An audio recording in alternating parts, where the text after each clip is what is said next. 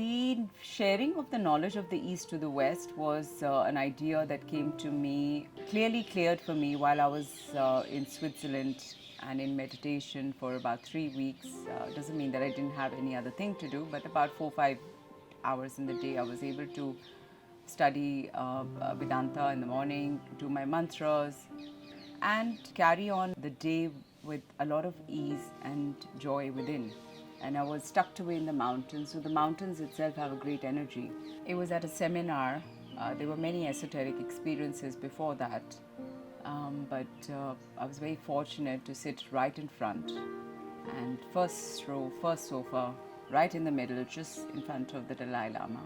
It felt like that he was talking to me and he was asking me to work on the education system of the world, which is running or is operating from a 500-year-old knowledge and is creating havoc as much as it's created its goodness of many other aspects of the intellect and technology and science. But having said that, it's not creating peace within and needs to be looked into, and the wisdom of the years from the East needs to be integrated.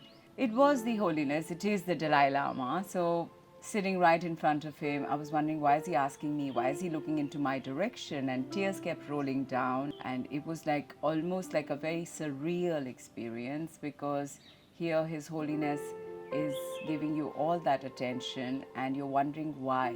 Years of work and a lot of commitment, dedication and devotion. In meditation, I got the idea that there is no study of the mind, body and breath. When I say there's no study, of course YouTube, Safari has it all, but there's no structure to it. You know, there's varied information, and sometimes little information is no good, or too much information which is not correct is more harmful. And it just decoded in my mind what it is. So at Pragya, I feel that we are what we eat and breathe. So the knowledge of that needs to start at school level, because that's when our critical years, our habits are formed, our taste buds are formed, our basis of many foundations are laid.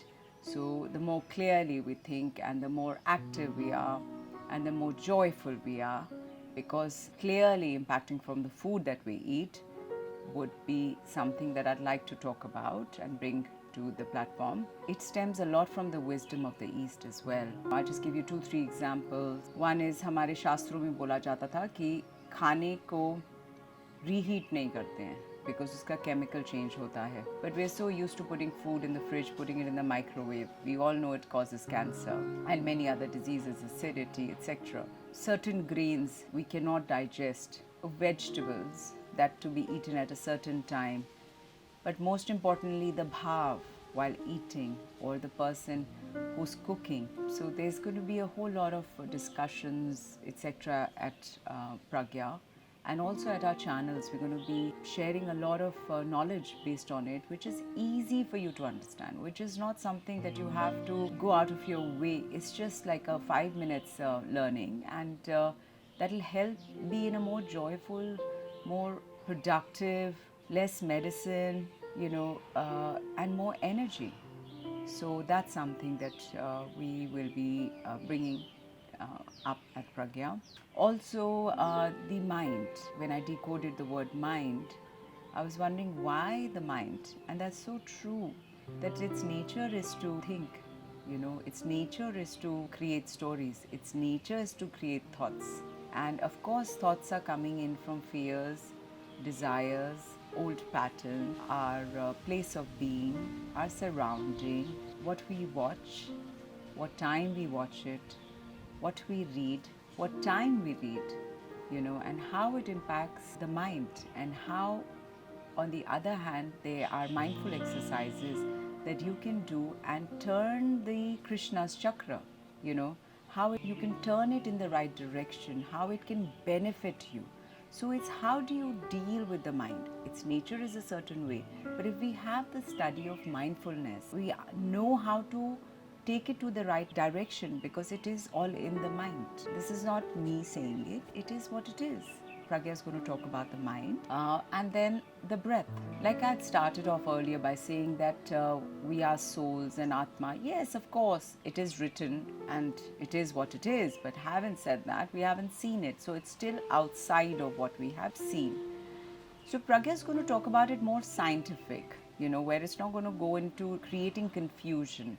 Children today want to access everything on Safari and Google, so of course it has to have its scientific evidence. Only practical and normal for all to understand that when we are born, the first thing we do is to grasp air, right? That's why you hit the child's bottom. And when we die, we also lose our prana, our breath. Having said that, Krishna said that if we master the breath, we have mastered our life. So, how to breathe for energy? How to breathe for relaxation? Does it have to be a perfect setting? Obviously not. It's your breath, it's who you are.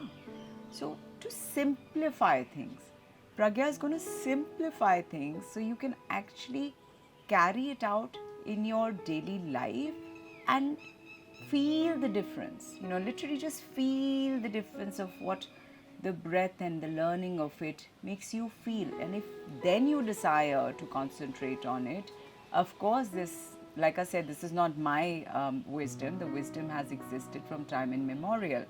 But if we feel that we have been able to put importance of the breath, and if you feel that you want to study it, then of course we can take you to different platforms where you could practice it. But we could also direct you to places that already exist, And last but not the least, YouTube, Safari, technology will help spread consciousness. So it's all there.